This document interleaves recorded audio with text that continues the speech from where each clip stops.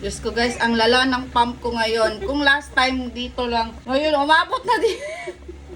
I'll show you kasi ayan, lumalabas na naman oh, tumutulo na naman siya. 27 minutes pa. Meron pa tayong 3 minutes, antayin natin.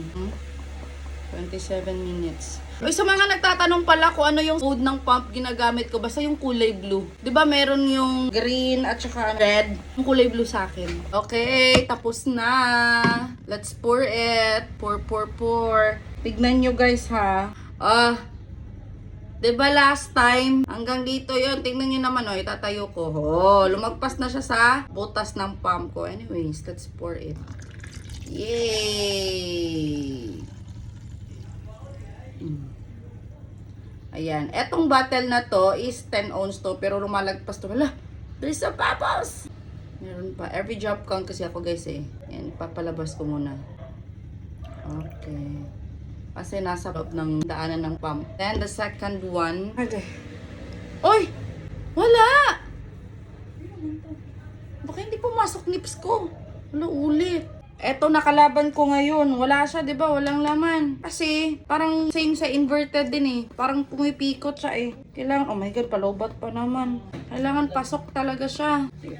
Akala ko, tapos na yung dalawa. Anyway, santayin na lang natin yung pangalawa. Another 30 minutes na naman. Okay, sa isang breast pa lang, naka 9 ounce tayo. 9 yan ha, kasi 10 itong dulo. Okay. Diyos ko guys, naabutan ako ng low bat. Ay, nakakainis. Ito yung kalaban ko sa lagi kapag nagpapump ako tapos low bat. Hindi natatapos yung 30 minutes. Anyways, ayan na siya oh. Yun lang nalikom ko. 10 minutes lang yun. Wala, may 20 minutes pa sana. Anyways, oh, eto na sa dalawang laruan natin. Dalawang toy. Alas 11 na ng gabi. Ng gabi na. So, nagpump ulit ako. Supposedly, maliligo na ako. Pero ayoko yung habang naliligo ako. Tapos alam kong may lalabas na gatas. Masasayang lang siya sa tuwing ako naliligo. And ayoko yung minamadali ako sa pagligo. Kaya nagpump na lang muna ako ng another 30 minutes. So, kaninang umaga. At saka ngayon, ba't basa? Para makaligo na din ako. So, ipapakita ko lang sa inyo ang aking pump ngayon. Hindi na ako naabutan ng low bath. Same pa rin. Ang dami. Look. So, dito isa. Okay, hindi na naman pumasok. Oh, ay, ayan, pumasok na talaga. Okay.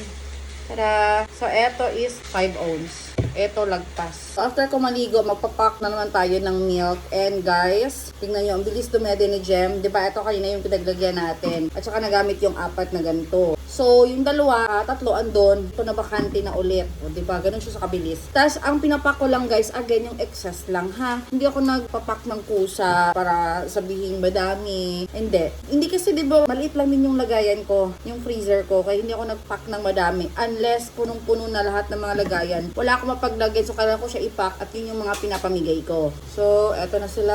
Dalawa. Okay? So, may progress yung ano ko dito na side kasi usually, eto na side, yung isa talaga is konti. O, parang pumapantay na din siya. So, use na natin muna tong bigger one. Uba. Wait lang ga. Pipi ka na? Yeah, hatid kita doon ngayon. Tapos, ligo ako. Finish ko lang to. Ooh. Lagi. Oh my God. Ano siya? Ang konti kong ilalagay ko dito. Ano yung bottle ni Jam? Dito na nga lang kasi nag-start na pala ng counting yung milk na gagamitin ni Jam. Ayan. 1.5 ounce. Mag-2 na siya. Ang konti, sayang.